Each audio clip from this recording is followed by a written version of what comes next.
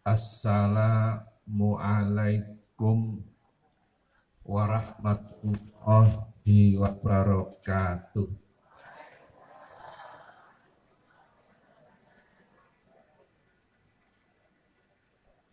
Alhamdulillah.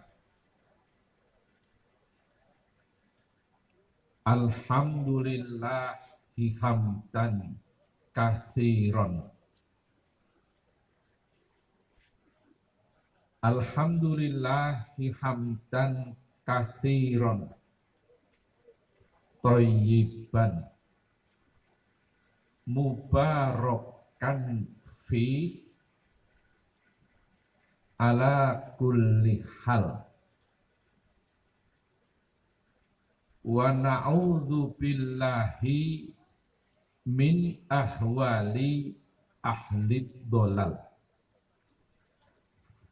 Wa nusalli wa nusallim wa nubarik wa nu'adzim ala habibina wa syafi'ina wa nuri qulubina sayyidina wa maulana Muhammad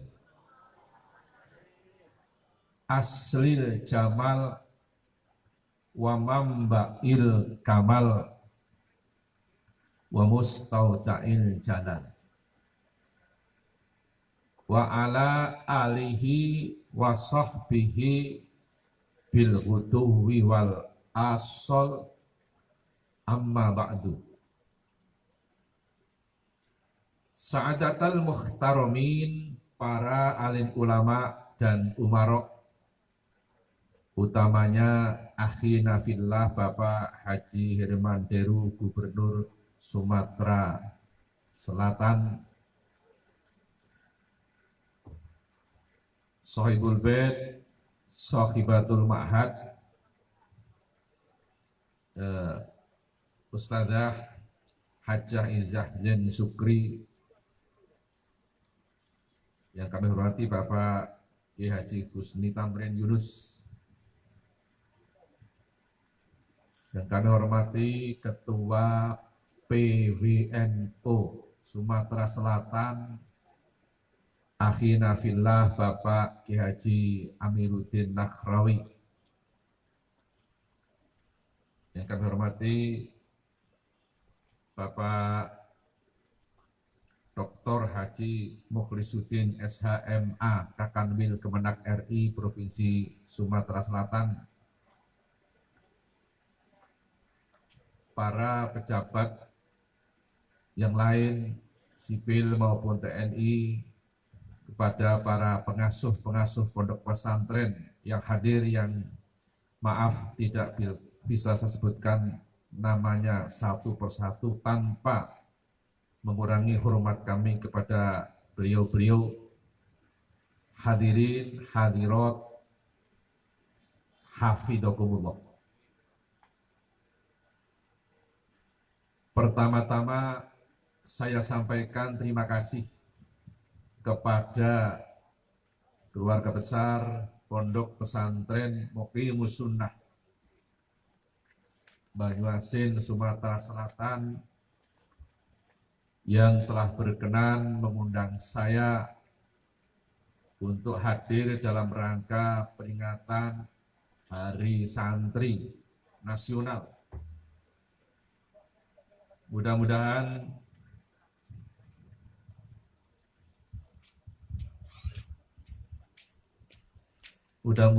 terima kasih kami kepada keluarga besar Pondok Pesantren Muqimus Sunnah Kampus 3 khususnya Banyuasin, Sumatera Selatan. Terima kasih kami, mudah-mudahan oleh Allah dikategorikan perwujudan syukur kami kepada Allah Subhanahu wa Ta'ala.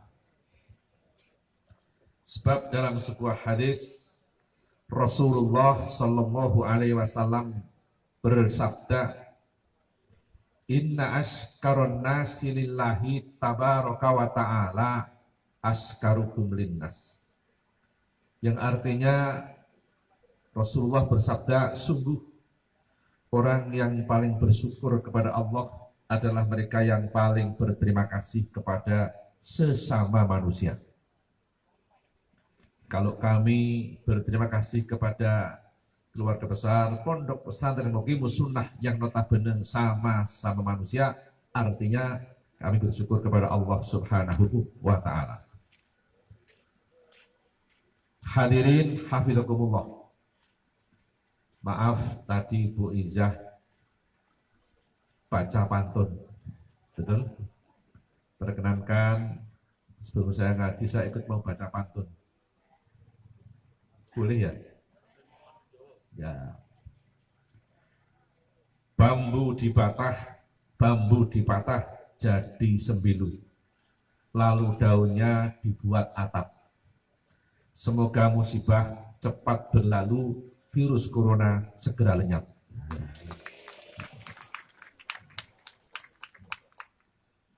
Hadirin hafizakumullah. Kalau kita bicara hari santri, saya tadi bilang sama Pak Herman Deru, justru santri yang paling tua itu dari Palembang. Betul? Ada santri dari Palembang, itu menjadi santrinya Raden Ahmad Rahmatullah yang terkenal dengan nama Sunan Ampel. Santri itu sekarang namanya diabadikan menjadi nama Uwing di Palembang. Raden Patah. Itu. Ketika Raden Patah mulai dewasa, berangkatlah Raden Patah yang namanya lengkapnya itu Syekh Alam Akbar Jumbun Situboh. Berangkatlah Raden Patah dari Palembang ke Tanah Jawa, berhenti di Cirebon, ketemu Syekh Syarif Hidayatullah Sunan Gunung Jati. Kata Sunan Gunung Jati, kamu mau kemana? Saya mau cari ayah saya di Majapahit Brawijaya. Sunan Gunung Jati bilang, sebaiknya kamu ngaji dulu di pesantren Sunan Ampel. Nanti cari ayahmu setelah ngaji. Maka pikirannya berubah. Yang semula akan mencari sang ayah di Majapahit, berangkatlah Raden Patah ke Ampel Suci Surabaya di pesantren Ampel Dento asuhan Sunan Ampel atau Raden Ahmad Rahmatullah. Sejarah. Jadi sejak lama orang Palembang sudah jadi santri gitu. Betul? Sejarah. Raden Patah akhirnya berguru kepada Sunan Ampel. Ini sejarah. Selesai berguru kepada Sunan Ampel, Raden Patah dikasih petunjuk oleh sang guru Sunan Ampel. Kamu jalan ke arah barat. Kalau kamu menemui suatu kawasan yang baunya harum, tolong kamu bermukim di situ. Barangkali kelak bisa menjadi raja, kata Sunan Ampel. Berangkatlah Raden Patah ke arah barat, menemukan sebuah kawasan di daerah Demak Bintoro yang baunya harum. Akhirnya bermukim di situ dan menjadi raja pertama kerajaan Demak Bintoro dengan gelar Sultan Fatah, yang nama lengkapnya Syekh Alam Akbar Jumbun Situboh Raden Patah Sultan Demak Bintoro. Sejarah. Ketika Raden Patah mau membangun masjid, Raden Patah kemudian ke Majapahit menemui sang ayah minta doa restu sama Prabu Brawijaya. Jadi Prabu Brawijaya istri dari Campak dari Thailand, hamil tua, kemudian entah kenapa konon keluarga kerajaan Majapahit kurang berkenan, sang istri dicerai terus ke Palembang diasuh oleh Arya Damar, sejarahnya. Brawijaya bilang, Arya Damar, tuh istriku sudah saya cerai. Bisa kamu nikah kalau sudah yang ada dalam kandungan sudah lahir. Lahirlah di Palembang dengan nama Hasan. Namanya asli Hasan. Hasan bin Brawijaya. Jandanya Brawijaya dinikah Arya Damar, punya putra bernama Husain bin Arya Damar. Itu sejarahnya. Ketika mau membangun masjid, minta doa restu sama sang ayah Brawijaya. Brawijaya bilang, saya nggak bisa membantu apa-apa, nggak bisa menolong apa-apa. Cuma itu pendopo kerajaanku Majapahit bisa kamu bongkar. Materialnya kamu bawa ke Demak untuk modal bikin masjid.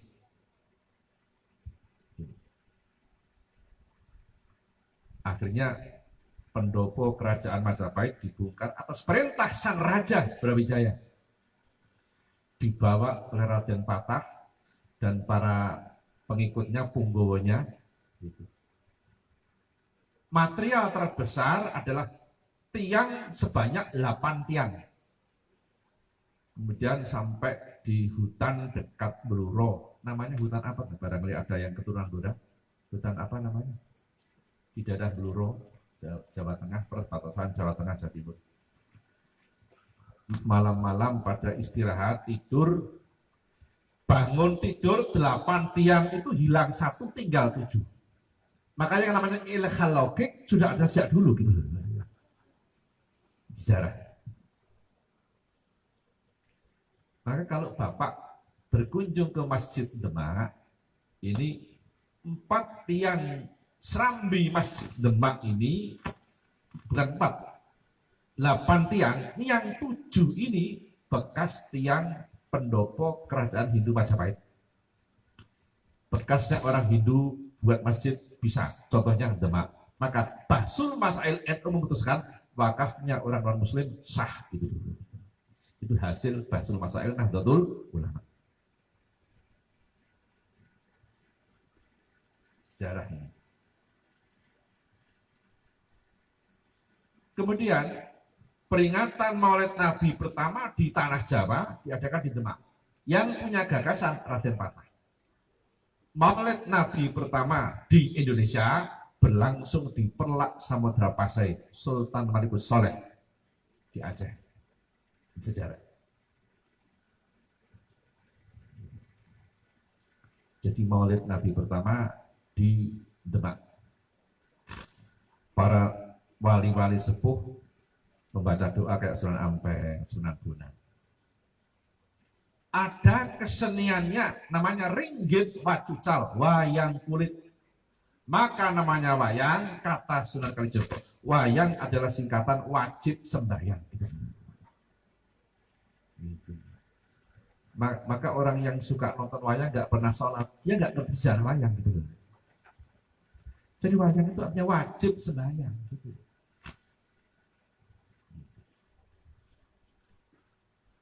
Mubaleknya sekaligus jalangnya adalah Sunan Kalijaga yang namanya asli Raden Syahid.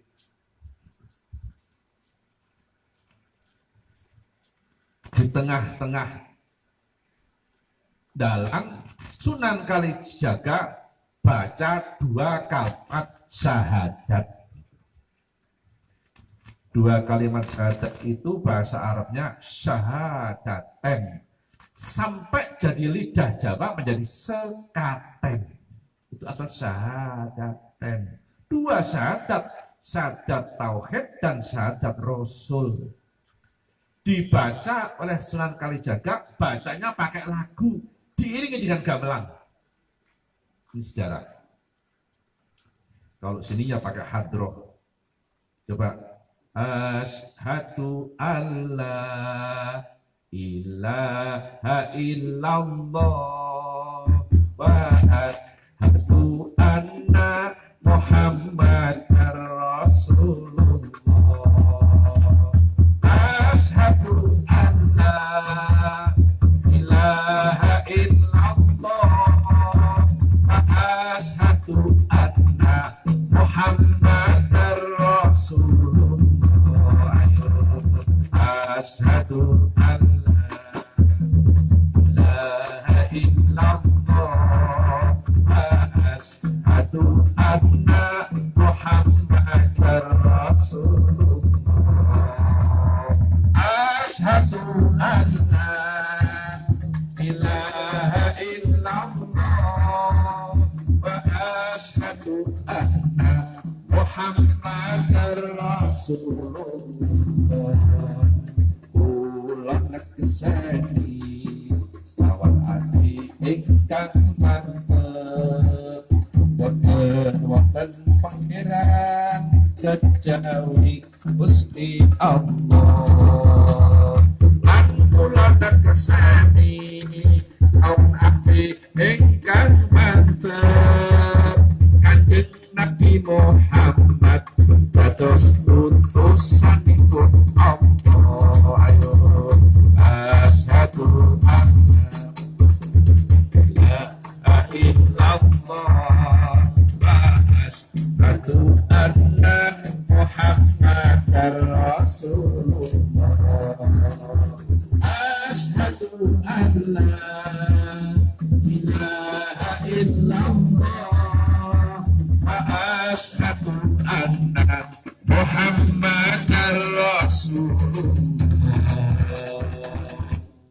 Selesai Maulid Nabi di Demak, masyarakat Jawa berbondong-bondong masuk Islam. Maka Islam berkembang setelah ada Maulid Nabi. Berkembang dengan cepat. Maka dilestarikan sampai sekarang. Di Jogja namanya Sekaten Sahadaten.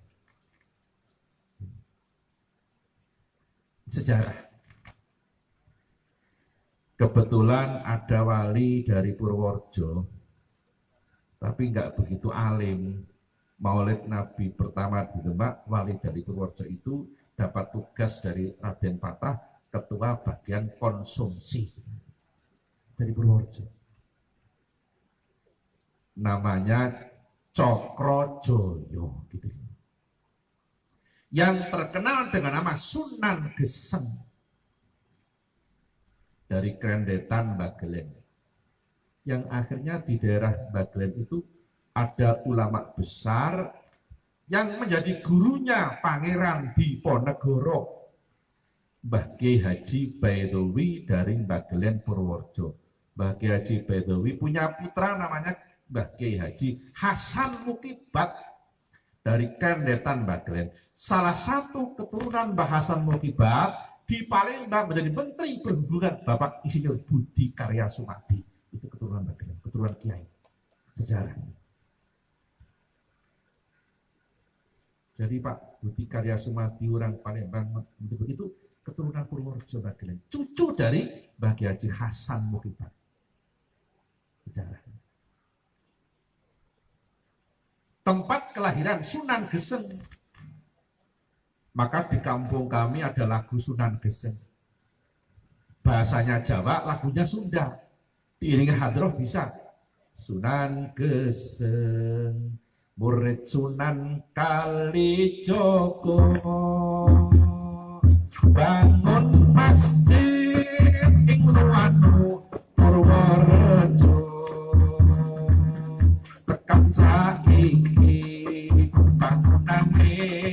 bangunane isih ana ing desa monggo tindak ning Purworejo.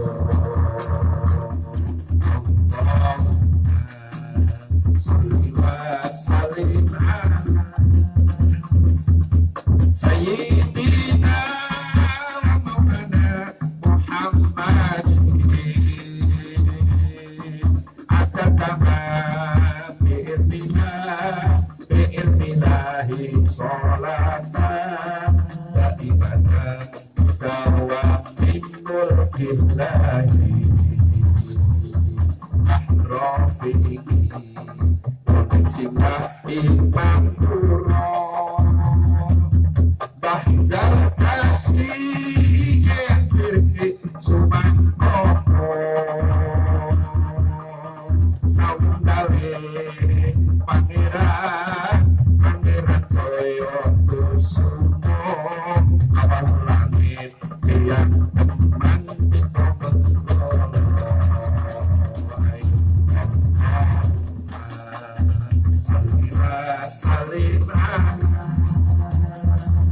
Sayyidina Maulana Muhammad bi'inillahi sholatan dan macam dalam min mulkillahi bentuki paling gede sadunya kang asale sekope sopendowo tinggalane Raden Raden Cokronegoro Kabe ing Purworejo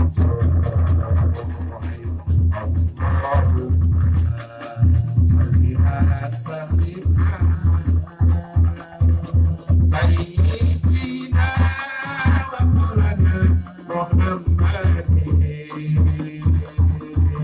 atatama bi'illah bi'illahi sholatan da'ikatan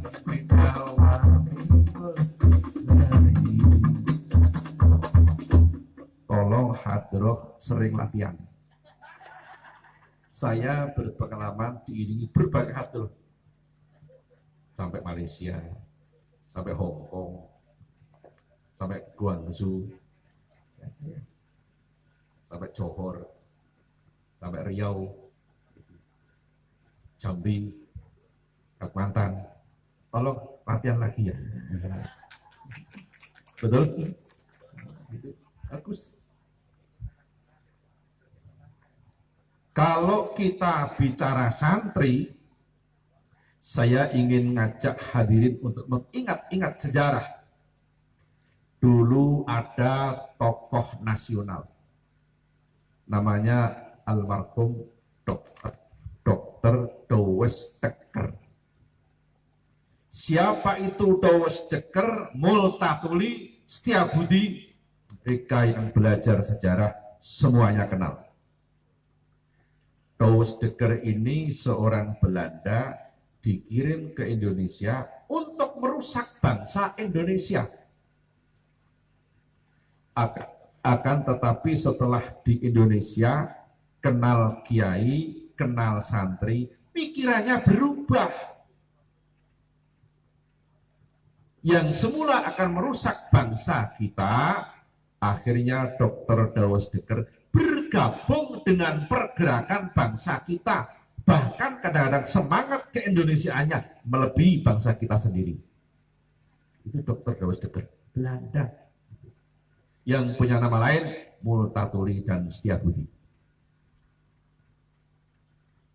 Setelah Dr. Douwes Dekker kenal kiai, kenal santri, dia punya pendapat begini dalam sebuah bukunya. Kalau tidak ada kiai dan pondok pesantren, maka patriotisme bangsa Indonesia sudah hancur berantakan. Saya ulangi, tolong nanti ditepuk tangannya. Penting ini, betul? Kalau tidak ada kiai, ini mic-nya gimana ya? Kalau tidak ada kiai dan pondok pesantren, maka patriotisme bangsa Indonesia sudah hancur berantakan.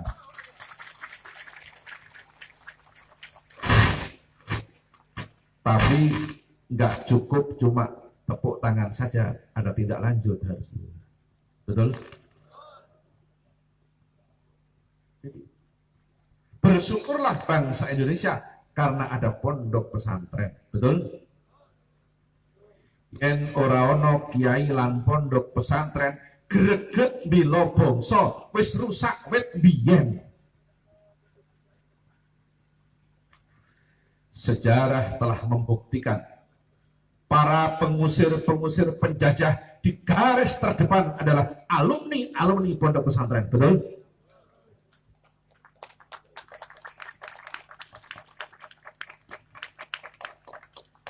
Yang mau tepuk tangan dengan semangat, saya doakan mudah-mudahan rezekinya lebih banyak daripada yang nggak semangat. Alhamdulillah. 100 untuk reguah. Alhamdulillah. Coba dari bahkan ada alumni pesantren menghimpun kekuatan berperang memusuhi Belanda. Di Jawa ada santri namanya Abdul Hamid. Lahir di desa Tegalrejo. Abdul Hamid lahir di desa Tegalrejo, Kecamatan Tegalrejo, Yogyakarta. Abdul Hamid menjadi santrinya Kiai Haji Hasan Besari dan Kiai Haji Nur Sodik di Pondok Pesantren Tegal Sari, Jetis, Ponorogo, Jawa Timur. Abdul Hamid mengaji tafsir Jalalain kepada Kiai Haji Baidowi Santren Bagelen Purworejo yang makamnya ada di Gudikan, Bantul, Yogyakarta. Abdul Hamid berguru ilmu zikir torekoh kepada Kiai Haji Taftazani Kartosuro. Terakhir Abdul Hamid berguru ilmu hikmah, ilmu kanuragan, ilmu perang dan kekebalan tubuh di hadapan Kiai Haji Nur Muhammad Ngadiwongso Salaman Magelang, Borobudur ke arah barat 9 km. Abdul Hamid wafat dan dimakamkan di Makassar, dekat Ujung Pandang, dekat Pantai Wasari. Ibu-ibu sudah pernah dengar nama Pantai Wasari belum? Pak, maaf Pak, konon Pantai Wasari itu pantai bertemunya Daeng Lala dan Elvi Sukaisi. Ketemu di situ untuk memadu janji, tapi akhirnya Daeng Lala ingkar janji, pindah ke tanah Jawa. Elvi Sukaisi meraung-raung kesakitan, menangis karena ditinggal oleh Daeng Lala. Itu kan cuma lagu, judulnya Sumpah Benang Mas. Betul? Abdul Hamid namanya oleh pemerintah diabadikan menjadi nama kampus negeri di Kota Semarang. Bahkan Abdul Hamid oleh pemerintah namanya diabadikan menjadi nama Kodam Jawa Tengah dan Yogyakarta. Abdul Hamid terkenal dengan nama Pangeran Diponegoro. Namanya kecil Ontowiryo, namanya santri Abdul Hamid. Adapun nama lengkapnya Kiai Haji Kanjeng Bendoro Raden Mas Ontowiryo Abdul Hamid Mustahar Heru Cokro Senopati ing Ngalogo Sayyidin Panotogomo Amirul Mukminin Khalifatullah Tanah Jawi Pangeran Diponegoro Pahlawan Gua Selarong. Hafal? Itu nama lengkap Pangeran Diponegoro. Menghimpun kekuatan 5 tahun memusuhi Belanda 1835 sampai 1825 sampai 30. Walaupun cuma 5 tahun, uang kas pemerintah Hindia Belanda habis. Belanda punya hutang luar negeri karena menghadapi Pangeran Diponegoro. Diponegoro santri. Kalau Bapak berkesempatan berkunjung ke Kota Magelang, melihat kamar peninggalan Pangeran Diponegoro, di kantor Karasidenan Kedu, sekarang namanya Bakor Wil 2 Jateng, dekat bekas kantor BPKRI pertama. Diponegoro punya 3 peninggalan. Pertama, Al-Quran. Kenapa Al-Quran? Beliau seorang Muslim. Peninggalan yang kedua, tasbih. Kenapa tasbih? Beliau ahli zikir, bahkan tarekat. Profesor Salim Said, guru besar ilmu pertahanan di Jakarta, mengatakan Diponegoro tokoh torekoh. Habib Lutfi bin Ali bin Yahya Pekalongan mengatakan Diponegoro guru torekoh Qadiriyah merangkap Satariyah. Peninggalan yang ketiga, kitab Fathul Qorib, kitab madhab Syafi'i. Maka Diponegoro bermadhab Syafi'i. Maaf, tarawihnya 20 rakaat. Subuhnya pakai kunut, Jumatannya 2 kali adzan. Habis sholat baca wirid. Itu Diponegoro. Namanya Ahlus Sunnah wal, kalau sekarang Nahdlatul Ulama. Yang punya lagu Yalul Waton, begitu. Lagu Yalul Waton ini yang ngarang Mbah Wahab Hasbullah. Mbah Wahab Hasbullah orang hebat. Indonesia merdeka tahun 45. Tapi tahun 26 Mbah Wahab sudah bilang Indonesia tanah air itu tahun 26. Itu. Cuma bilangnya pakai bahasa Arab.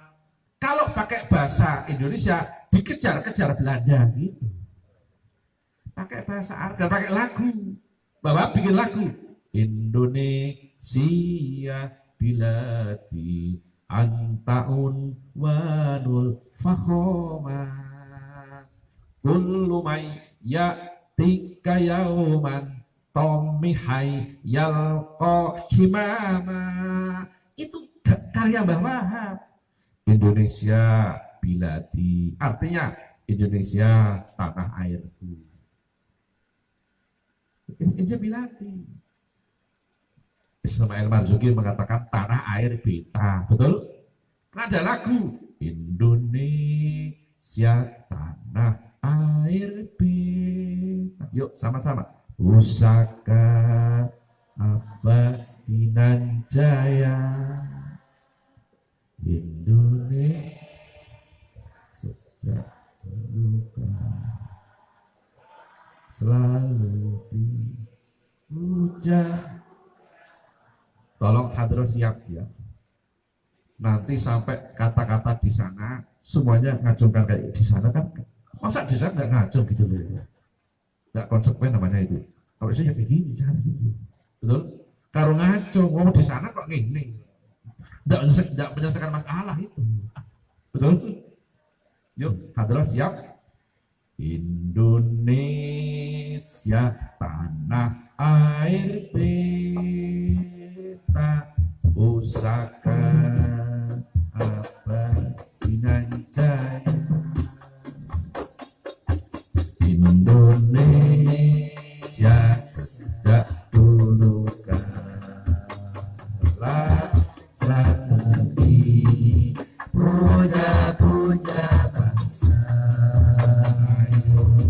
di sana tempat lahir kita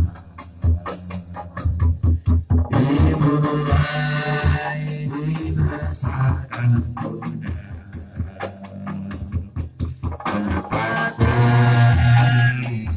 di hari tua sampai akhir menutup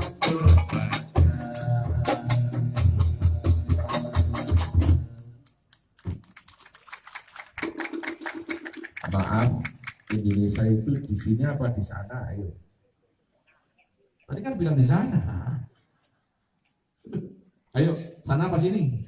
Tadi kan bilang di sana. Tuh, gini loh. Itu mencontoh Al-Quran. Allah kasih contoh. Al-Quran kan dekat di hadapan kita. Tapi Allah berfirman, "Dzalikal kitabul la raiba fi." Kayak Al-Quran itu jauh, kayak. Dalam ilmu gramatika Arab, itu, lokasi dekat disebut jauh, itu justru takdim hormat gitu. Maka Ismail Marzuki ngerti gramatika Arab gitu, nggak salah di sana. Gitu. Al-Quran Allah kasih contoh, dzalikal kitabu la raiba. Dzalika Quran itu, dzalika itu jauh. Kalau hadza kan dekat. Sayangnya Bapak hadza nggak ngerti, dzalika juga nggak ngerti kan dulu nggak di pesantren gitu. Pentingnya pesantren kayak gini, ngerti gramatika Arab, betul? Tahun 26 Bahwa sudah bilang Indonesia tanah airku. Tahun 26 Indonesia Biladi. Lagunya asli Mbah Wahab itu. Sekarang lagunya diganti lagu era Android sama Samsung. Lagu Sherlock. Ganti lagunya. Ya lelaton. Itu. Biar dapat berkahnya Mbah Wahab. Yuk sama-sama nyanyi ya lelaton. Betul? Tolong tapi tangannya kayak gini semua walaupun duduk. Ini kayak gini penting untuk mengontrol kolesterol. Betul? Siap? Bu, tolong Bu, gini untuk kontrol kolesterol. Hadroh siap? Siap. Ya lalwaton, ya lalwaton, ya lalwaton.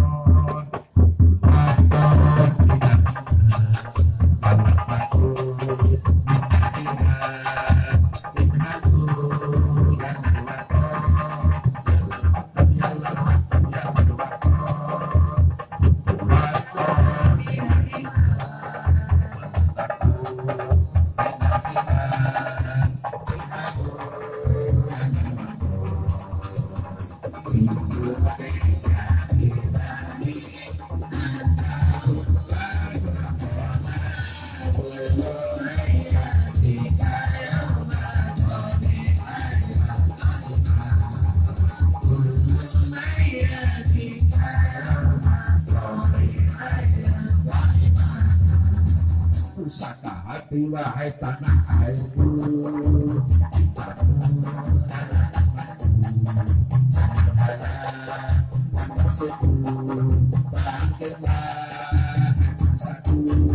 pusaka hati wahai tanah airku, cintamu dalam imanku, nasibmu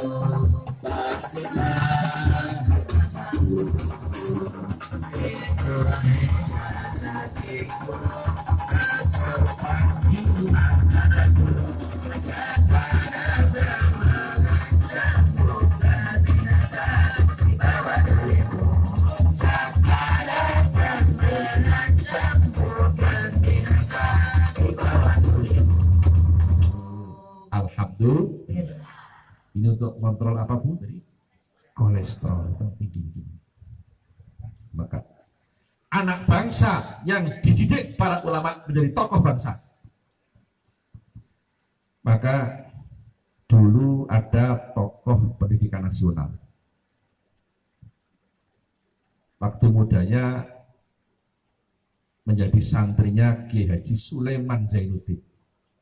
Ada seorang santri bernama Suwardi Suryaningrat. Itu santrinya Kiai Sulaiman Zainuddin Jogja. Suwardi Suryaningrat punya konsep yang bagus terhadap sistem pendidikan nasional. Maka oleh pemerintah diangkat menjadi bapak pendidikan nasional yang terkenal dengan nama Ki Hajar Dewantoro. Itu santri Pak. Sayang sejarah Ki Hajar Dewantoro sebagai santri gak pernah diterangkan di bangku sekolah, betul? Yang diterangkan cuma Tuturi, Handayani sama fotonya aja dipasang. Jadi Ki Hajar Dewantoro itu santri Pak, ngaji kitab kuning. Santrinya Kiai Sulaiman Zainuddin Kalasan Jogja. Maka Ki Hajar Dewantoro pernah menyatakan begini Pak, pendidikan yang paling berhasil adalah pendidikan sistem pondok pesantren. Kenapa? Karena pendidikan pesantren adalah pendidikan yang lingkungannya serba mendukung keberhasilan pendidikan, kata Ki Hajar Dewantoro. Kalau Bapak sesekali berkunjung ke pesantren, lihat sehari-hari lingkungan serba mendukung keberhasilan pendidikan. Antar kamar sana lagi ngapalkan ahkamutan winin wanu nintas kunu indal hija ikhom satun tubayan. Kamar yang lain lagi menghafalkan hum adamun itrisunu hun huduma soleh wa ibrahimu kullu muttaba. Yang lain lagi menghafalkan amriti idil fata hasfa tiko tihi rufe wa kulluman lamia takit lam yantafi. Sebelah sana lagi menghafalkan alfiyah totafti alin rudanit tromut bagi fidana wasdat wadakir dalang bagi barang ono tepodok. Betul.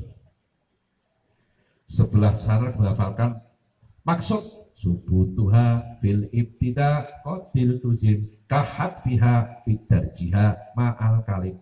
Sebelah sana lagi menghafalkan iklal ro asluhu ir'ai ala wazni if'al luyinatil hamzatu bisal bihar katiha lilaini ari katiha ay tobi atiyah bimujawarat sakit.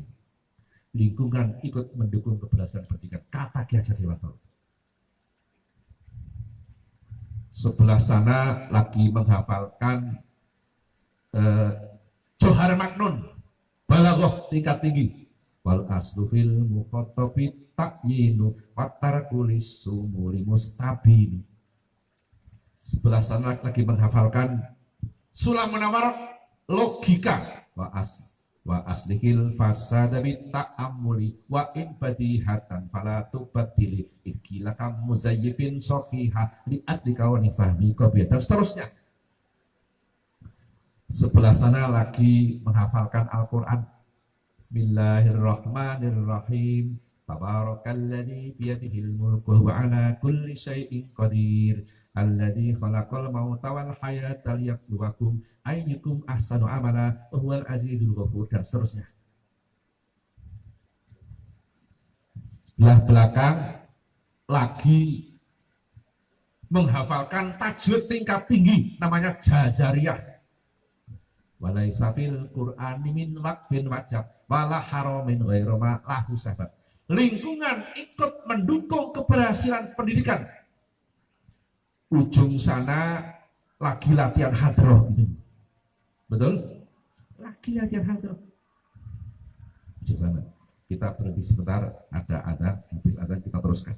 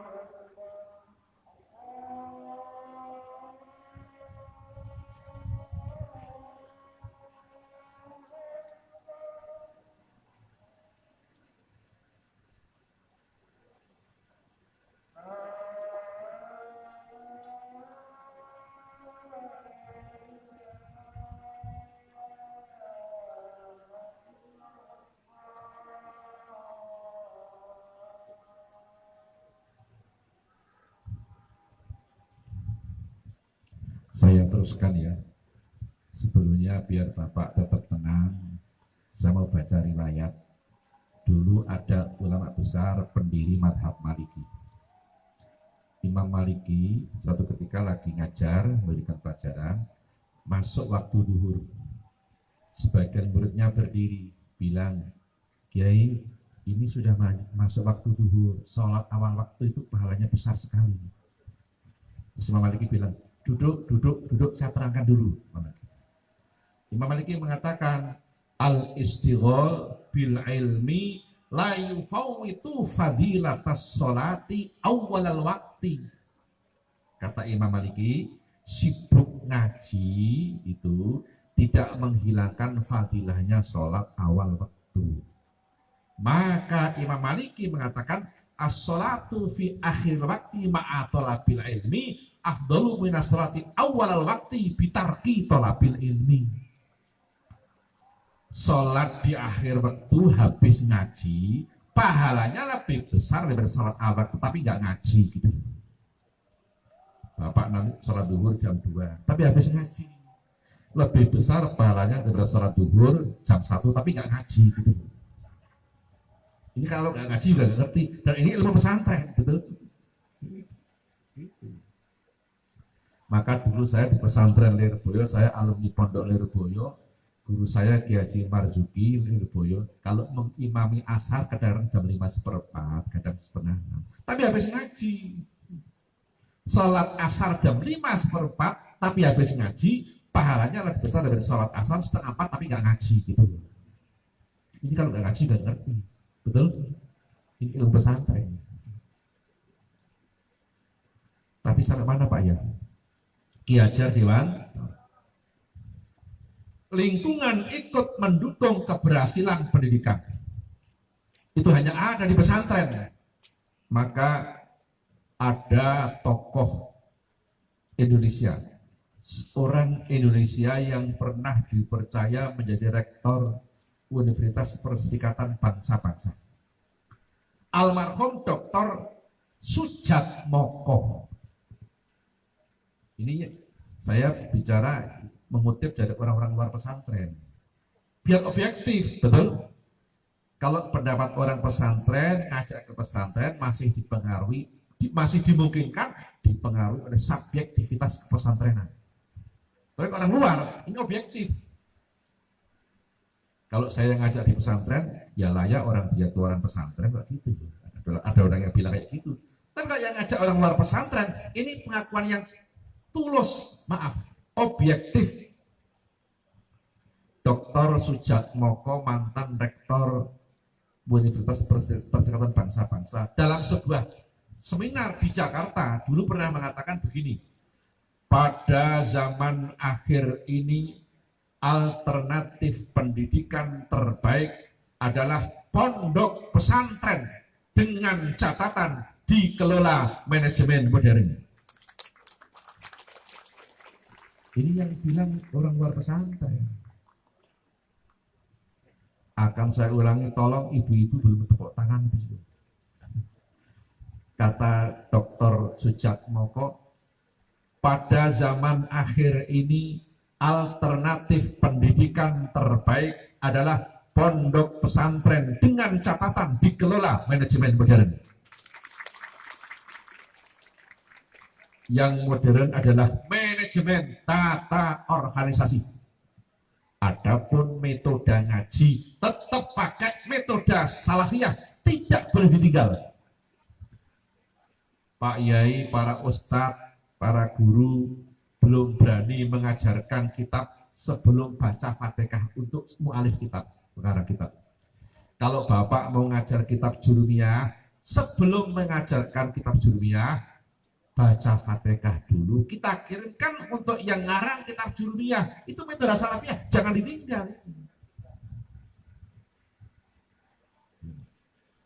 Kitab Jurumiyah itu yang menyusun Syekh Ahmad As-Sonhaji.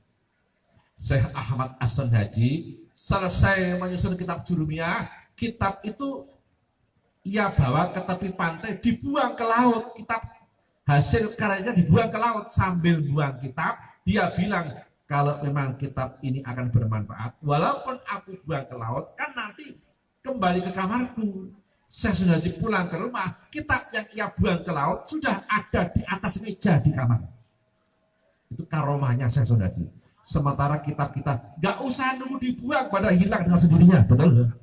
Karena nggak kabar kita baca, betul? Itu. Jadi metode salafiyah jangan ditinggal. Maka Allah berfirman dalam Al-Quran, A'udzubillahi minasyaitonirrajim, Bismillahirrahmanirrahim, Huwallazi ba'atha fil ummiyina rasulan minhum yatlu alaihim ayatihi wa yuzakkihim wa yu'allimul kitab wal hikmah wa in kanu min qablu lafi dhalalin mubin. Al-ayat. Allah berfirman, yuzakkihim wa yu'allim. Jadi ilmu pesantren ini sebelum yu'allim ada proses yuzakki tazkiyah, bersihkan hati. Maka ada riyadhah, ada puasa Daud, ada ngerawat, ada puasa Senin Kemis, ada kerja bakti di rumah kiai. Itu bentuk tazkiyah supaya hatinya bersih, ilmu masuk ke hati. Kalau ngaji nggak pakai tazkiyah, nggak pakai riyadhah, maaf, itu nggak masuk ke hati, cuma singgah di otak saja. Kalau cuma singgah di otak, akhirnya cuma bikin otak kita teman saja. Ini punya riyadhah supaya ilmu masuk ke hati. Maka doanya ya fatahu ya alim, nggak boleh dirubah. Ya alimu ya fatahu nggak boleh. Fatah dulu, bersihkan hati. Ini ilmu pesantren.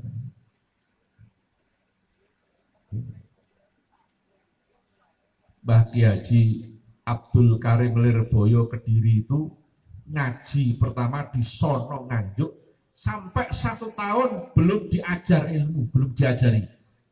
Ngantos tunggal tahun durung diulang ngaji mung dawi guyang jarane Mbah Kiai. 1 tahun ora protes gitu loh. Akhirnya jadi ulama besar. Hari ini Lirboyo santrinya 30.000 santri. Tazkiyah. Kalau cuma ngaji saja nggak tazkiyah, itu cuma masuk ke otak, nggak masuk ke hati. Sejarah Syekh Abdul Qadir Al-Jilani ini kan tazkiyah dulu. Ketemu Nabi Khidir, la tabroham makanik hatta atiyakan. Kamu jangan pergi dari tempat ini sebelum aku datang, kata Nabi Khidir. Itu Syekh Abdul Qadir Al-Jilani. Santrinya mencapai 70.000 Syekh Abdul Qadir itu. Syekh Abdul Qadir santrinya 70.000. Beliau satu pesantren dengan Al-Ghazali. Al-Ghazali keluar pesantren jadi jadi pemimpin. Syekh Abdul Qadir masuk pesantren jadi pemimpin juga. Maka dalam manaqib dikatakan kharajal imam wa dakhalal imam. Kharaja boyong saka pondok sapa alimamu Al-Ghazali yang menjadi pemimpin, wa dakhala manjing ing pondok sapa alimamu Syekh Abdul Qadir kang dadi pemimpin. Hebatnya Syekh Abdul Qadir itu punya cucu namanya Profesor Dr. Sayyid Fadil Al-Jilani. Beliau bermimpi ketemu Syekh Abdul Qadir Al-Jilani. Syekh Abdul Qadir bilang, Fadil, kitab-kitab karyaku kamu cari di Vatikan sana. Ketemu semua kitabnya, masih asli. Tulisan tangan Syekh Abdul Qadir di Vatikan. Sejarah ini. Maka di kampung kami ada selawat Syekh Abdul Qadir. Diiringi pakai hadroh bisa. Syekh Abdul Qadir adalah raja para wali semuanya. Syekh Abdul Qadir adalah raja para wali semuanya. Sayyid Abdul Salih bapaknya, Syarifah Fatimah ibunya. Sayyid Abdul Salih bapaknya, Syarifah Fatimah ibunya. Al-Kabi salatullah, al-Sabi salatullah, bimuhibin khulusna, ya Allah, bimuhibin khulusna, ya Allah. Lahir dari dalam kandungan ibu yang mulia di waktu malam. Lahir dari dalam kandungan ibu yang mulia di waktu malam. 10 Ramadan tanggalnya, menyusupi siang harinya. 1 Ramadan tanggalnya, menyusupi siang harinya. Al-Kabi salatullah, al-Sabi salatullah, bimuhibbi khulusna, ya Allah, bimuhibbi khulusna, ya Allah. Inilah pentingnya ilmu tarekat. Kita warga Nahdlatul Ulama, panutan kita Mbah Hasyim Asy'ari Tebuireng Jombang, yang itu fotonya di situ ada Mbah Hasyim Asy'ari itu. Mbah Hasyim Asy'ari ini pendiri Nahdlatul Ulama yang punya fatwa resolusi jihad menjelang 10 November. Jadi 10 November tidak berdiri sendiri. Ada resolusi jihad, Mbah Hasyim Asy'ari kasih fatwa orang-orang Surabaya yang tinggalnya dalam radius boleh jamak kosor wajib mengangkat senjata untuk menghadapi Belanda yang masuk lagi, domplek sekutu itu. Mestinya penyerangan itu enggak 10 November, mau 6 November. Terus Bung Tomo sowan Mbah Hasyim, gitu loh. Mbah Hasyim bilang, tunggu singa dari Jawa Barat. Begitu Mbah Hasyim. Siapa singa dari Jawa Barat? Kiai Abbas Buntet, gitu. Jadi setelah Kiai Abbas datang, baru ada apa? 10 November itu penyerangan. Terus Bung Tomo sebagai jubirnya Bung Tomo itu meneriakkan takbir Allahu Akbar. Terbunuhlah Jenderal Malabi waktu itu, sejarah ini. Maka Mbah Hasyim Asy'ari ini ulama besar, pendiri Nahdlatul Ulama, mempunyai guru syariat, juga punya guru tarekat. Mbah Hasyim Asy'ari punya guru syariat, guru yang mengajarkan sholat, zakat, puasa. Siapa guru beliau? Syekhuna Khalil Bangkalan Madura. Itu guru syariatnya. Juga Sayyid Abbas dari Mekah, itu guru syariatnya. Adapun guru tarikatnya Mbah Hasyim Asy'ari ketika mondok di Mekah menjadi katibnya Syekh Mahfud Termas Pacitan.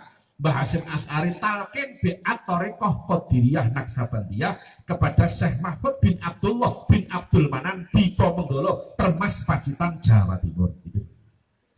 Jadi Mbah Hasyim Asy'ari juga tarekat, Pak. Ini jarang diungkap oleh mubalik-mubalik kita. Jadi Mbah Hasyim Asy'ari guru syariatnya itu Syekhuna Khalil Bangkalan dan Sayyid Abbas. Guru tarikatnya adalah Mbah Ki Haji Mahfud bin Abdullah bin Abdul Manan Termas. Termas ada dua tarekat. Kalau Mbah Mahfud ini Qadiriyah Naksabandiyah, adiknya Mbah Mahfud, Mbah Abdul Razak, tarikatnya Sadiliyah.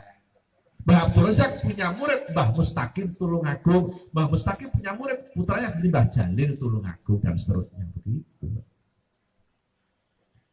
Jadi sejak pendiri NU juga tarekat, Pak. Tarekat ikut menghantarkan kemerdekaan ketika Bung Karno membacakan teks proklamasi di Pegangsaan Timur Jakarta. Tampillah putra tarekat mendampingi Bung Karno. Ada putra tarekat dari kampung Batu Hampar, Payakumbuh, Sumatera Barat. Sang ayah bernama Ustadz Haji Jamil, punya putra namanya Muhammad Hatta, akhirnya jadi wakil presiden pertama. Pak Hatta itu putra tarekat. Sayang sejarahnya Pak Hatta putra tarekat gak pernah diterangkan di bangku sekolah, yang diterangkan cuma bapak koperasi gitu saja. Betul? Tarekat ikut menghantar kemerdekaan. Ini sejarah supaya kita lebih ngerti, Pak ya. Tarekat itu penting. Dikir. Maka Al-Arif Billah Ki Haji Ahmad Abdul Haq Dalhar Watu Congol Muntilan Magelang pernah mengatakan sholat tanpa wirid ini kayak kapal tanpa penumpang. Walaupun kapalnya besar, kosong tanpa penumpang, di tengah-tengah samudra kena ombak goyang, dinaiki nggak tenang, maka sholat yang nggak pakai wirid sulit untuk khusyuk, sulit untuk tumanina. Supaya wiridnya rutin, pakai guru namanya tarekat. Itu biar rutin. Karena kalau pakai tarekat, ini ada mata rantai sisa sampai nabi. Maka di kampung saya ada lagu sholat sunat, ojo nganti ketinggalan, nunggu imam sinambi puji-pujian, imam rawuh dikamati banjur sholat, ojo bubar yen durung rampung wiridan. Yuk sama-sama sholat sunat, ojo nganti ketinggalan, nunggu imam sinambi puji-pujian, imam rawuh dikamati banjur sholat, ojo bubar yen durung rampung wiridan.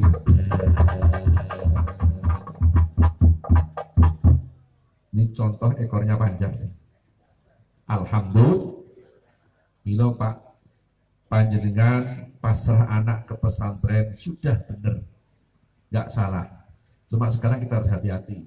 Maaf, karena ada pesantren abal-abal sekarang. Namanya pesantren tapi isinya menyalah-nyalahkan pesantren. Sekarang ada. Maka mereka yang memalsu pesantren banyak sekarang sudah. Gedungnya bagus-bagus. Saya tempoh hari ngaji di Balikpapan. Ada yayasan Imam Syafi'i, tapi isinya menyalah-nyalahkan Imam Syafi'i. Di Balikpapan. Bukan tidak mungkin nanti ada yayasan Hasyim Asy'ari, tapi isinya menyalahkan Hasyim Asy'ari. Sangat mungkin. Gitu. Hati-hati. Maka kalau mau kirim anak ke pesantren, tolong tanya sama kiai, tanya sama pengurus NU. Jangan asal ngirim.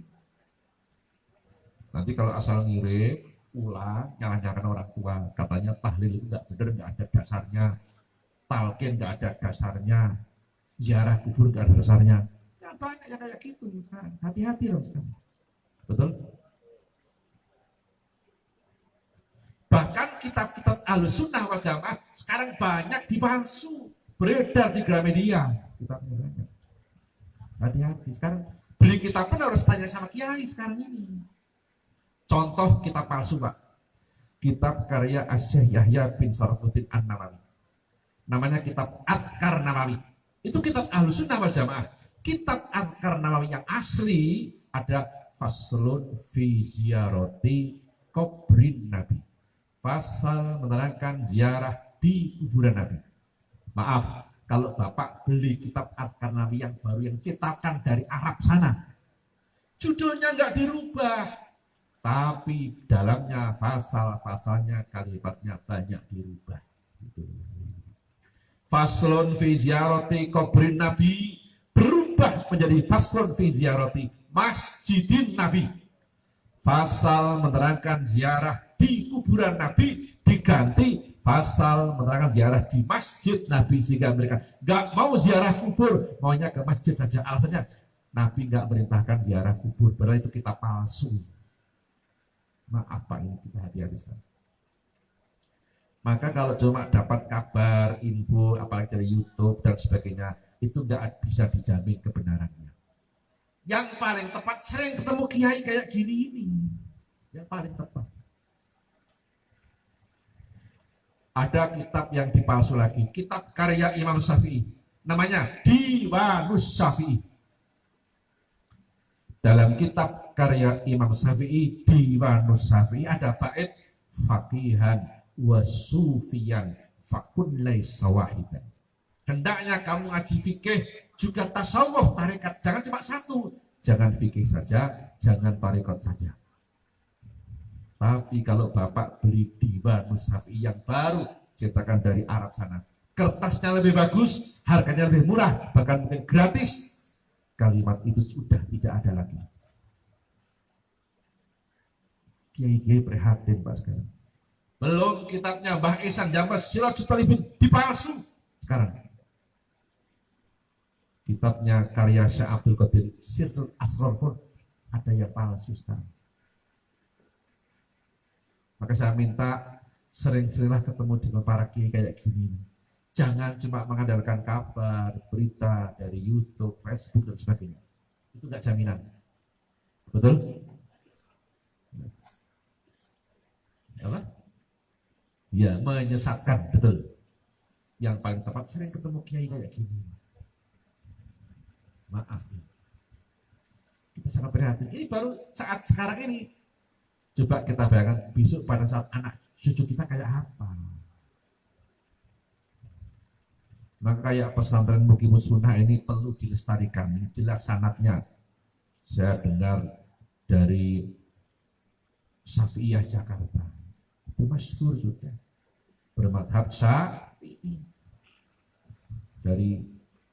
Maka tolong para kader-kader NU beli buku pertama 40 masalah agama karya Kiai Haji Syamsuddin Abbas dari Minangkabau. Itu 4 jilid, tolong beli buku itu. 2, tolong beli buku 100 masalah agama karya Kiai Haji Syafi'i Hadami dari Jakarta, 7 jilid. Tolong beli buku Aqidah Ahlussunnah wal Jamaah karya Kiai Haji Ali Maksum Rabiak Yogyakarta. Penting sekali. Makanya saya ingat dulu ketika saya pernah di pesantren Tegalrejo Magelang, Mbah Ki Hudori Tegalrejo mengatakan ada pesantren besi, ada pesantren plastik, kata Ki Hudori. Pesantren besi itu pesantren yang asli Ahlussunnah wal Jamaah. Kalau yang plastik itu cuma casingnya saja yang pesantren, tapi isinya bukan pesantren.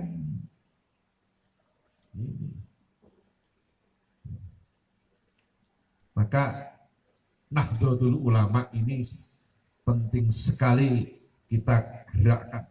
Betul? Saya dulu pernah dengar pidatonya tokoh NU dari Kalimantan Selatan,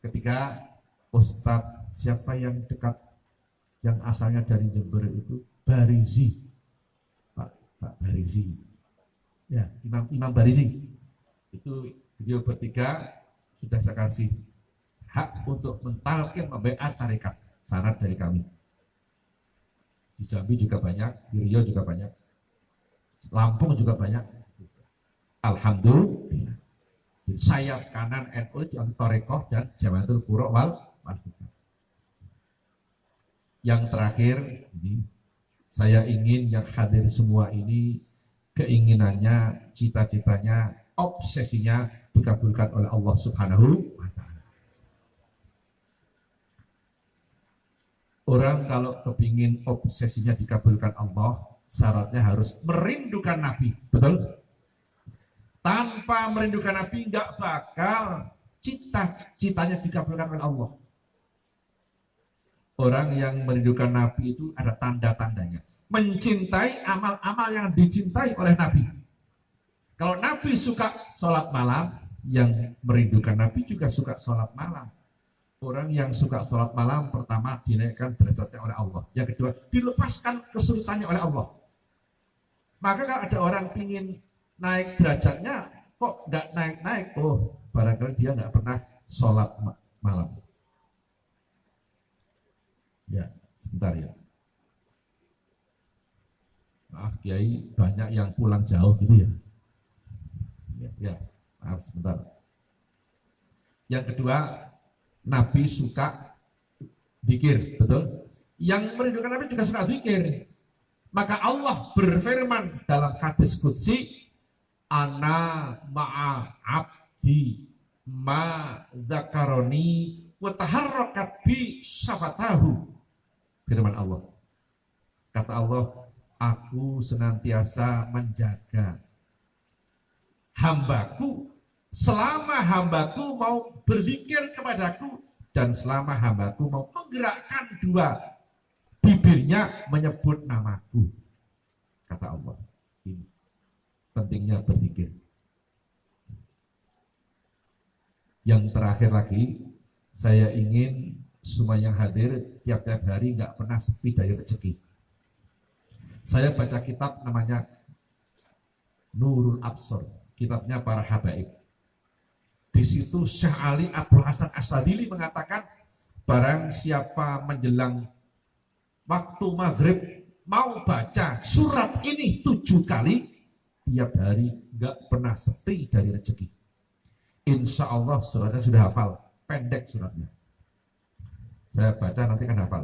Bismillahirrahmanirrahim. Qul a'udzu birabbil falaq min syarri ma khalaq wa min syarri ghasikin idza waqab wa min syarri naffatsati fil 'uqad wa min syarri hasidin idza hasad. Hafal? Tolong baca menjelang waktu maghrib. Bukan menjelang salat maghrib, menjelang waktu maghrib 7 kali. Dan saya anjurkan yang belum talqin masuk tarekat untuk bisa masuk tarekat. Terserah mau Sadiliyah kayak Biruti silahkan, mau Naksabandiyah Khalidiyah monggo, mau Qadiriyah monggo, mau Sadiliyah monggo. Mudah-mudahan apa yang saya sampaikan ada guna dan manfaatnya. Terima kasih atas segala perhatiannya. Mohon maaf atas segala kesalahan dan kekurangannya.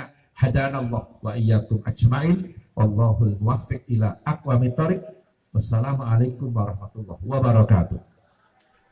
Allahumma shalli